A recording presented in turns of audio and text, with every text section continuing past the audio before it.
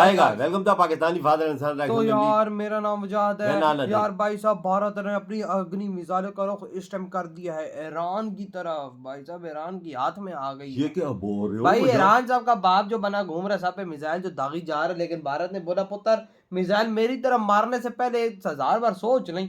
Watch करते हैं भाई साहब, कौन करते स्टार्ट। दोस्तों, क्या पश्चिम एशिया में बढ़ता युद्ध भारत को किसी बड़े फैसले की ओर ढकेल रहा है? इजराइल अमेरिका के ईरान के साथ चल रहे युद्ध के बीच भारत ने कई बड़े फैसले लिए हैं, जिसमें रूस से अतिरिक्त डिफेंस सिस्टम खरीदना शामिल है और साथ ही रिपोर्ट्स के मुताबिक भारत ने अपनी अग्नि मिसाइल की तैनाती राजस्थान के बॉर्डर पर कर दी है। और हैरानी की बात यह है कि ये तैनाती पाकिस्तान के लिए नहीं बल्कि ईरान को मद्देनजर रखकर की गई है। क्या है ये पूरी खबर और प्रधानमंत्री नरेंद्र मोदी द्वारा सीसीएस की मीटिंग के बाद क्या कुछ सैन्य तैयारी भारत कर रहा है और क्यों कर रहा है, इन सब के बारे में इस वीडियो में डिटेल में बात करेंगे। वहीं पर दोस्तों, हमारे चैनल पर पिछले 6 सालों से डिफेंस फॉरेन पॉलिसी से जुड़ी वीडियो को हम कवर कर रहे हैं। बिना किसी प्रोपेगेंडा के ऑथेंटिक न्यूज विद रेफरेंस हम आप तक पहुंचाते हैं। अगर आपने ईरान इजराइल युद्ध के बीच हमारे चैनल को डिस्कवर किया है तो नीचे दिए गए सब्सक्राइब बटन को प्रेस कर बेल आइकन को दबा ले, जिससे हमारी डेली ऐसी वीडियो आप तक सबसे पहले पहुंच सके। तो चलिए शुरू करते हैं इस वीडियो को। दरअसल ऐसा माना जा रहा है कि आगे भी ईरान के मिसाइल ठिकानों, परमाणु ठिकानों और खाड़ी क्षेत्र में मौजूद नौसैनिक संसाधनों पर चुनिंदा हवाई हमले जारी रह सकते हैं। कल रात भी अमेरिका और इजराइल ने ईरान के अंदर भारी तबाही मचाई, लेकिन ईरान की रणनीति सीधे बड़े युद्ध में उतरने की नहीं दिख रही, बल्कि वह अलग अलग तरीके अपनाने की कोशिश कर रहा है। इसमें उसके सहयोगी गुटों के जरिए जवाब देना, स्ट्रेट ऑफ हॉर्मुज को बंद कर देना और ड्रोन हमलों के जरिए खाड़ी देशों को दबाव में लाना शामिल हो सकता है। स्ट्रेट ऑफ हॉर्मुज को ऑलरेडी ईरान ने बंद कर दिया है। इससे पूरी दुनिया की तेल सप्लाई पर बड़ा संकट खड़ा हो गया है। लेकिन ईरान की तरफ से जो सबसे चौंकाने वाली खबर सामने आ रही है वह यह है कि ईरान ने अब तक ना तो तुर्की पर और ना ही पाकिस्तान पर कोई सीधा हमला किया है। पाकिस्तान के अंदर जरूर ईरान समर्थक प्रदर्शन देखने को मिल सकते हैं, लेकिन फिलहाल उसके सीधे युद्ध में शामिल होने के संकेत नहीं है। यानी दोनों ही भारत के दुश्मन देश पर ईरान के द्वारा कोई हमला नहीं किया गया, जबकि हर एक खाड़ी देशों पर ईरान के द्वारा ताबड़तोड़ हमले किए जा रहे हैं। और इसी बीच एक हैरान करने वाली खबर ये सामने आ रही है कि भारत ने अपनी अग्नि 2 मिसाइल को जोधपुर के पास आगे की ओर तैनात किया है। अग्नि 2 की मारक क्षमता लगभग 2500 किलोमीटर है। दिलचस्प बात यह है कि जोधपुर से तेहरान की दूरी भी लगभग इतनी ही बताई जाती है। हालांकि रक्षा विशेषज्ञों का मानना है कि ये कदम आक्रामक नहीं बल्कि एहतियाती और रणनीतिक संकेत है। भारत अपनी सुरक्षा व्यवस्था को मजबूत रखते हुए ये दिखाना चाहता है कि वह किसी भी संभावित अस्थिरता के लिए तैयार है। भारत की नीति फिलहाल संतुलित और तटस्थ दिखाई दे रही है। भारत ना तो इस संघर्ष में शामिल होना चाहता है और ना ही किसी पक्ष का खुला समर्थन कर रहा है। उसका मुख्य फोकस अपनी ऊर्जा सुरक्षा, खाड़ी में बसे भारतीय नागरिकों की सुरक्षा और क्षेत्रीय स्थिरता बनाए रखने पर है। दक्षिण एशिया में फिलहाल बड़े सैन्य टकराव की संभावना कम मानी जा रही है। भारत और पाकिस्तान दोनों परमाणु शक्ति संपन्न देश है, इसीलिए दोनों पक्ष खुली भिड़न से बचना चाहेंगे। अग्नि 2 जैसी मिसाइलों की तैनाती को विशेषज्ञ निवारक रणनीति यानी डिटरेंस के रूप में देखते हैं, जिसका मकसद युद्ध रोकना होता है, शुरू करना नहीं। हालांकि एक्सपर्ट्स अभी भी इस मूव को समझ नहीं पा रहे कि भारत ने अग्नि 2 की तैनाती ईरान को ध्यान में रखकर किया है या फिर पाकिस्तान के लिए ये तैनाती की है, क्योंकि हाल ही में पाकिस्तान के राष्ट्रपति ने कहा है कि भारत एक बड़े युद्ध की तैयारी कर रहा है।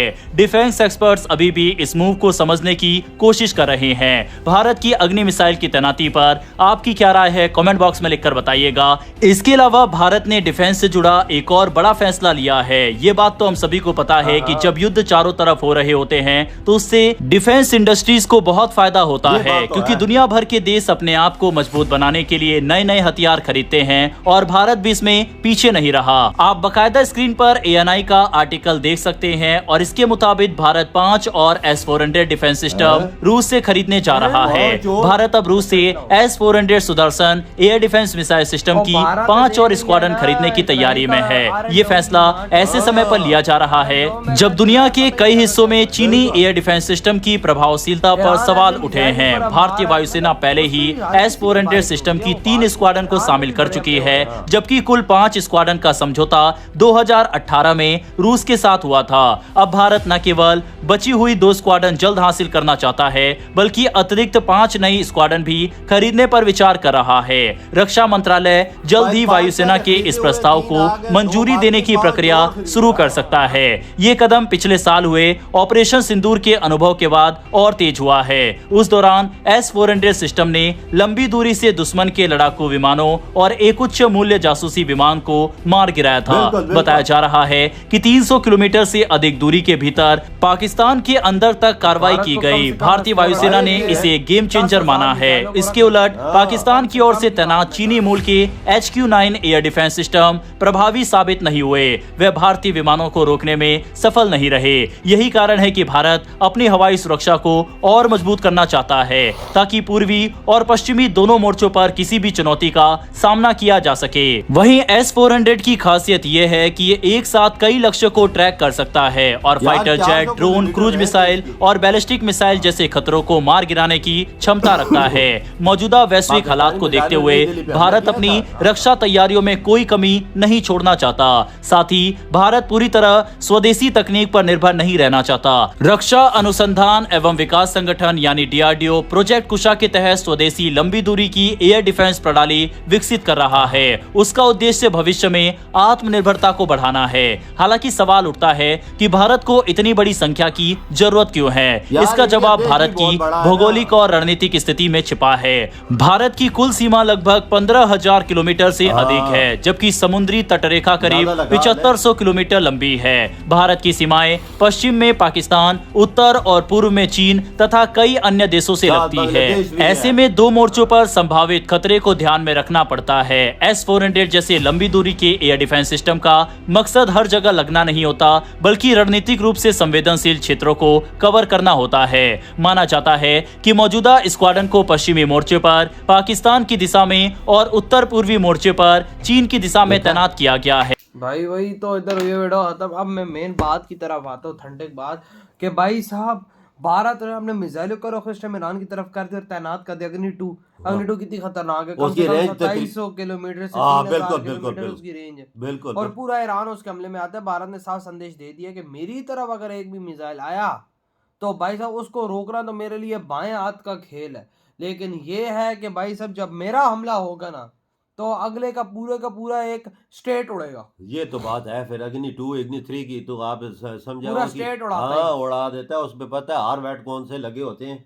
वो उसमें ऐसी चीजें लगी हैं जो ईरान की मिसाइलों में नहीं है। ईरान ऐसे ही तैयार करके बैठा हुआ है। हाँ ना, सही कहा आपने। बिल्कुल आपकी बात तो बिल्कुल कड़क है। मैं आपकी बात को अप्रिशिएट करता हूँ कि आपने ये बात इधर की है कि भाई जो भारत के मिसाइलों की क्षमता है वो ईरान की वो क्षमता नहीं है। लेकिन यही बात है ना कि भाई साहब देखो ईरान का नहीं पता लग रहा है इस टाइम हर देशों पे मिसाइल दाग रहा है तो भारत का भी खतरा बढ़ जाता है। साथ है ना, पाकिस्तान भी साथ है तो वही ना। तो लेकिन भारत ने बोल दिया बेटा आया तो फिर तेरी खैर नहीं है। हाँ, तभी तो लगा दी है अपने तभी तो इस टाइम ईरान मस्ती ही नहीं कर रहा। और भारत ने भाई साहब इस टाइम 5 और S-400 का ऑर्डर दे दिया है। यार कम से कम देखो भारत को 10,000 S-400 का मिसाइल अपने पास रखना पड़ेगा। बिल्कुल बिल्कुल बिल्कुल। क्योंकि ऑथेंटिक बात है भाई। देखो ईरान को देख लो कितने मिसाइल हर देशों पे दाग रहा है। तो भाई उसको रोकने के लिए सब कुछ करने के लिए भारत को 10,000 कम से कम मिसाइलों की जरूरत है और भारत को लेना भी चाहिए। कम से कम की बात की है मैंने, ज्यादा से ज्यादा की बात यार जो बॉर्डर इंडिया के लगते हैं 15,000 किलोमीटर उनकी रेंज है। बॉर्डर 7 देशों के साथ उनको फिर इतने डिफेंस सिस्टम खरीदने पड़ते हैं ना। बिल्कुल भाई साहब उसके साथ मिसाइल भी खरीदने चाहिए। हाँ बिल्कुल बिल्कुल बिल्कुल। मिसाइल भी होने चाहिए ना। मिसाइल अगर भारत के पास 500,000 मिसाइल है वो तो कुछ नहीं करता। बिल्कुल ये बात तो क्या करेगा। ये तो बात है। खत्म भी हो सकता है ना जब युद्ध आपका सही तेजी से चल रहा है। भाई आपके पास मिसाइल उस नाली में डालने के लिए खत्म हो गए तो क्या अंदर भैया अंदर तीर डालेंगे या पत्थर डालेंगे। बात है ये देख ऊपर मारने के लिए। भारत को इस टाइम कम से कम, मुझे नहीं पता इस टाइम भारत का अमाउंट क्या है मुझे नहीं पता, लेकिन भारत को कम से कम अपने बेड़े में 10 से 12,000 मिनिमम मिसाइल के रखने चाहिए। मिनिमम। क्योंकि अगला अगर देश तुम पे भाई साहब 5,000 मिसाइल भी दाग देना तो तुम्हारे पास कैपेबिलिटी हो कि भाई साहब रोकेंगे अगले की ठोक के आएंगे। बिल्कुल वजह सही बोला। तो भाई साहब भारत को ये काम करना चाहिए। अगर भारत के पास इतनी रेंज में मिसाइल नहीं है तो भारत को रशिया से ले लेनी चाहिए। बिल्कुल यार, और ईरान की तरफ भी देखना, उसने कितने बना के रखे हुए हैं। उसने तो पूरा शहर बनाया हुआ है, पता नहीं कितने मिसाइल कितने सालों से लगा हुआ है ये बनाने में। वो तो कह रहा है मुझे तो घंटा फर्क नहीं पड़ता, मिसाइल में पूरी दुनिया पे दागता रहूं। ये देख ले। तो भाई आपकी क्या थॉट है इन रिपोर्टों तुम?